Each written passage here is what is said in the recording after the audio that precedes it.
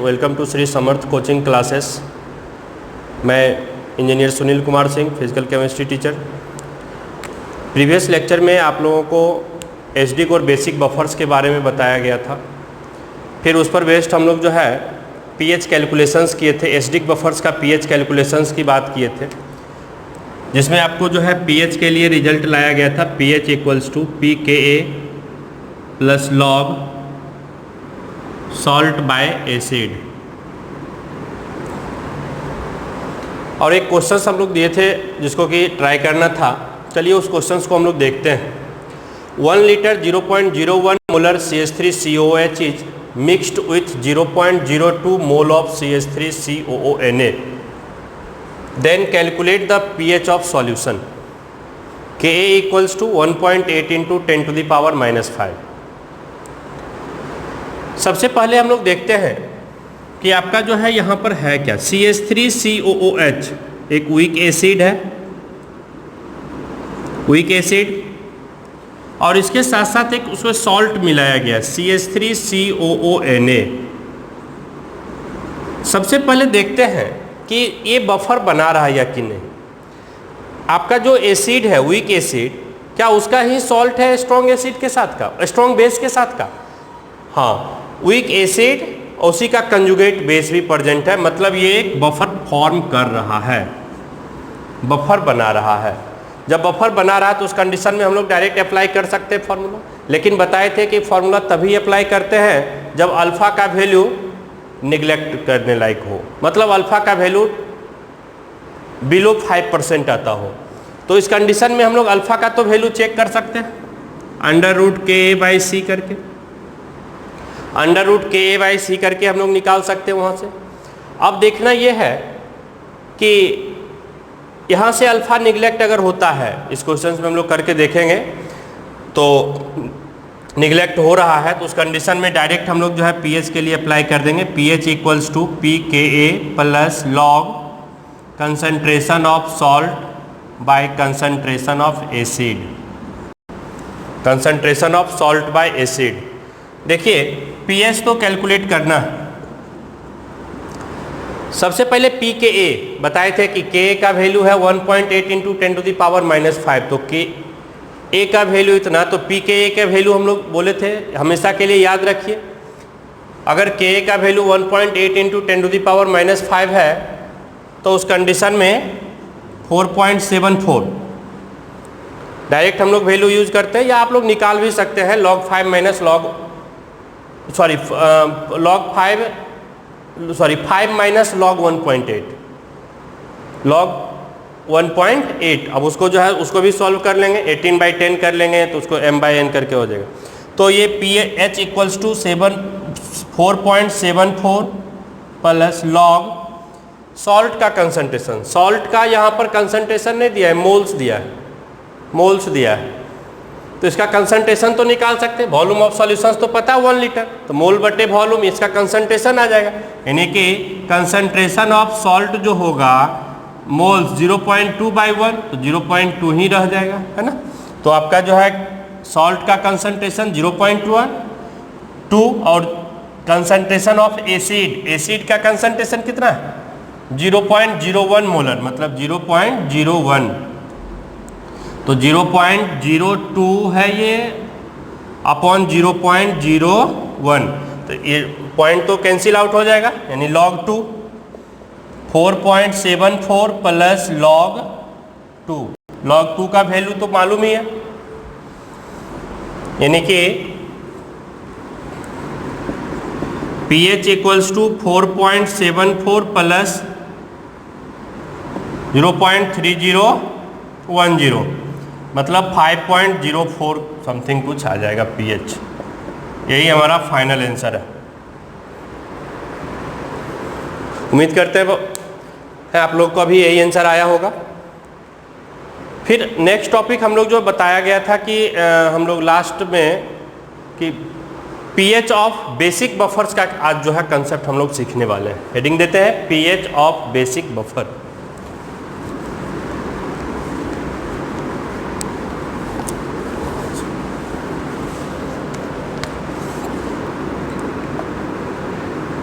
pH calculation of basic buffer.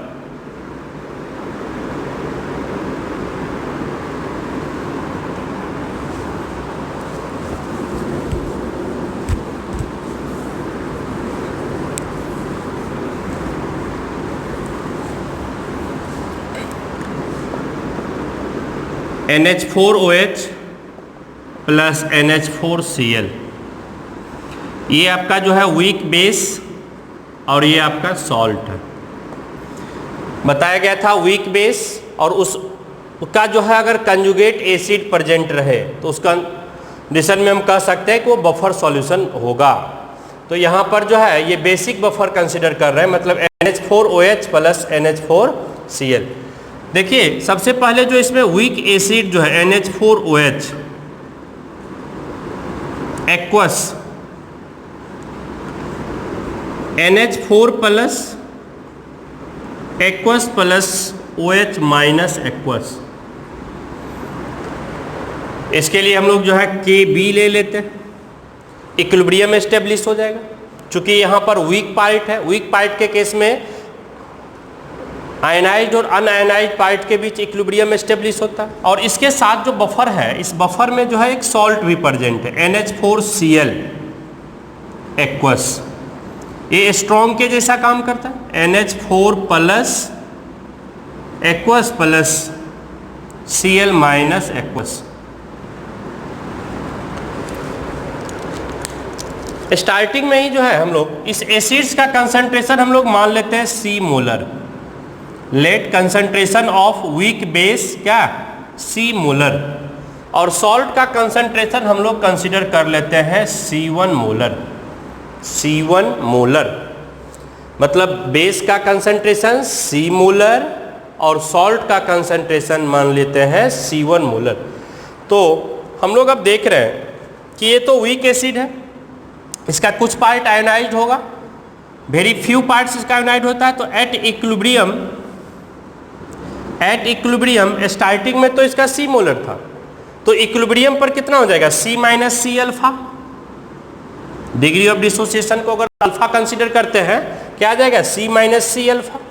ये कितना C alpha, OH minus का भी कंसंट्रेशन कितना हो जाएगा C अल्फा। अब ये स्ट्रॉन्ग है, सॉल्ट जो है स्ट्रॉन्ग इलेक्ट्रोलाइट, इसका कंसंट्रेशन C1 मोलर, तो यहाँ पर NH4 का भी C1 हो जाएगा, Cl माइनस का भी C1। अब देख रहे हैं कि यहाँ पर NH4 प्लस जो है दोनों में कॉमन आयंस आ जाता है। NH4 प्लस क्या है, कॉमन आयन है, इसका कंसंट्रेशन कितना हो जाएगा overall C1 plus C alpha, C1 plus C alpha. अब देखते हैं कि यहाँ पर अगर अल्फा का वैल्यू बिलो 10% है, हम लोग 5% तक बोले थे, लेकिन कुछ एक क्वेश्चंस में हम भी यहाँ पर 10% लेकर के काम करेंगे, तो 10% तक ले सकते हैं। 10% के बिलो अगर है अल्फा का वैल्यू तो उस कंडीशन में हम कह सकते हैं अल्फा निगलेक्ट होगा, और अल्फा निगलेक्ट कर सकते हैं, यानी कि हम कह सकते हैं यहाँ पर C1 प्लस C अल्फा। अब देखिए C1 क्या है, C1 क्या है, ये C1 NH4 प्लस का कंसंट्रेशन है, लेकिन ये कहाँ से आया है, स्ट्रॉन्ग पार्ट से ही आया है, यानी कि सॉल्ट का कंसंट्रेशन है, मतलब contribution of salt, contribution of salt. ये C1 किसका concentration of NH4 plus contributed bye salt, मतलब कंट्रीब्यूशन ऑफ सॉल्ट है। C अल्फा क्या है, contribution of acid, weak acid का कंट्रीब्यूशन है। अब यहां पर ये C अल्फा को जो है हम लोग निगलेक्ट कर देते हैं, मतलब contribution of weak acid can be neglected, contribution of weak acid can be neglected। तो उस कंडीशन में जो है इसका जो वैल्यू होगा C1 प्लस सी अल्फा का वो किसके इक्वल हो जाएगा? C1 के ही इक्वल हो जाएगा। मतलब सी अल्फा तो निगलेक्ट हो चुका, मतलब फाइनली इसका जो वैल्यू किसके इक्वल हो गया? C1 के इक्वल। मतलब हम कह सकते हैं contribution of salt only, contribution of salt only, मतलब सी अल्फा जो है यहाँ से निगलेक्ट हो चुका है। तो हम यहाँ से कह सकते हैं इफ अल्फा इज या alpha is much less than 1, तो उस कंडीशन में हम कहेंगे then C1 plus C alpha nearly equals to C1। और ये C1 मतलब क्या, किसका C1 माने थे? सॉल्ट का कंसंट्रेशन, मतलब हम कह सकते हैं कंसंट्रेशन ऑफ सॉल्ट कह सकते हैं इसको, सॉल्ट का कंसंट्रेशन हो गया। फिर and C minus C alpha, C into 1 minus alpha, C minus C alpha, C common ले लिए, क्या लिखेंगे? 1 माइनस अल्फा। तो ये जब अल्फा का वैल्यू 1 से बहुत ही छोटा है, मतलब अल्फा निगलेक्ट हो रहा, तो उस कंडीशन में 1 माइनस अल्फा तो 1 हो गया, तो C किसके इक्वल हो जाएगा? C के इक्वल। डेट मीन्स ये कंसंट्रेशन ऑफ किसका हो गया? एसिड। तो अब हम लोग कह सकते हैं नाउ फ्रॉम वीक एसिड से NH4OH, NH4 plus OH minus, देख रहे हैं कि इसके लिए कॉन्स्टेंट्स क्या लिया गया है? Kb।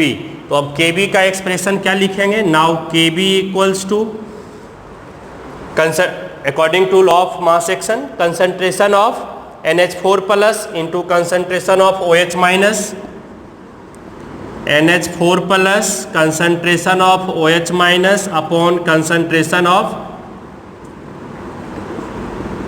NH4OH, concentration of NH4OH। अब देखिए Kb के लिए NH4 प्लस, ये बताया गया कि ये सारा जो है किसका कंट्रीब्यूशन है? ये टोटल जो है हम लोग किसका कंट्रीब्यूशन मानते हैं? स्ट्रॉन्ग पार्ट का, मतलब C1, मतलब जो है क्या हो जाएगा? Concentration of salt into concentration of OH minus upon concentration of weak, sorry ये एसिड लिख दिए, बेस। ये यहाँ पर जो है क्या हो जाएगा? बेस, बेस है ना, यहाँ पे वीक बेस लिखेंगे, बेस, एसिड नहीं है यहाँ पर, बेस है। तो Kb equals to salt into concentration of OH minus upon concentration of base. तो अब हम लोग को यहाँ से लाना है OH माइनस, तो OH माइनस इक्वल्स टू क्या आ जाएगा? Kb into concentration of base by concentration of salt. जिस तरीके से वीक एसिड्स के लिए pH कैलकुलेट किए थे, उसी प्रकार से वीक बेस वाले के लिए, मतलब जो है बेसिक बफर्स के लिए जो है हम लोग कर सकते हैं। तो यहाँ से देखिए OH माइनस, अब जो है यहाँ पर दोनों से निगेटिव लॉगरिथम ले लेते हैं, तो माइनस लॉग OH माइनस क्या हो जाएगा? POH। फिर इसमें लगा देंगे minus log M into N हो जाएगा, तो M प्लस लॉग N, और M यहाँ भी M बाई N लग जाएगा, मतलब माइनस लॉग Kb, मतलब PKb प्लस लॉग, इसको जो हम लोग सिंप्लीफाई करेंगे निगेटिव लॉगरिथम लेकर के, तो सॉल्ट ऊपर हो जाएगा, बेस नीचे, मतलब जो है salt by base. POH equals to PKb plus log salt by base.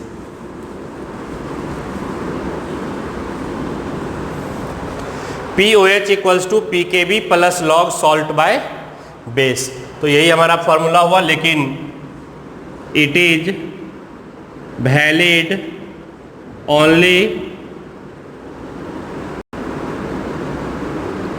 If alpha is much less than 1। Alpha neglect होगा तभी जाकर के जो है ये फॉर्मूला हम लोग अप्लाई करते हैं। और फिर फाइनली लिख लेंगे if alpha is not neglected. Alpha जब निगलेक्ट नहीं होगा तो उस कंडीशन में Kb equals to C minus C alpha into C alpha by C into 1 minus alpha. इसी की जगह पर लिखेंगे ना, कंसंट्रेशन ऑफ NH4 प्लस क्या है? C1 minus C alpha, sorry C1 plus C alpha OH minus का कंसंट्रेशन C अल्फा और वीक बेस का कंसंट्रेशन NH4OH का C माइनस C अल्फा मतलब C1 माइनस अल्फा। यहाँ C से C कैंसिल हो जाएगा, अल्फा निकालेंगे, अल्फा का कोई वैल्यू निगलेक्ट नहीं होगा, उस कंडीशन में अल्फा निकाल करके फिर वहाँ पर पुट करेंगे, तब जा करके जो वैल्यू आएगा, मतलब क्वाड्रेटिक सॉल्व करना पड़ेगा। गो थ्रू क्वाड्रेटिक, मतलब क्वाड्रेटिक एक्सप्रेशन हम लोगों को जो है सॉल्व करके अल्फा कैलकुलेट करना होगा और फिर अल्फा का वैल्यू रखेंगे, तब जा करके जो हमारा POH आ जाएगा, है ना।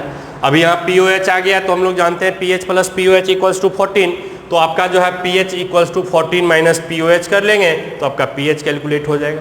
तो आज का क्लास में हम लोग जो है डिस्कस किए बेसिक बफर्स के लिए PH कैलकुलेट करने का फॉर्मूला। POH इक्वल्स टू इसके लिए क्या आया, PKB plus log salt by base. याद रखने के लिए एक ट्रिक भी हम लोग सीख लेते हैं। For acidic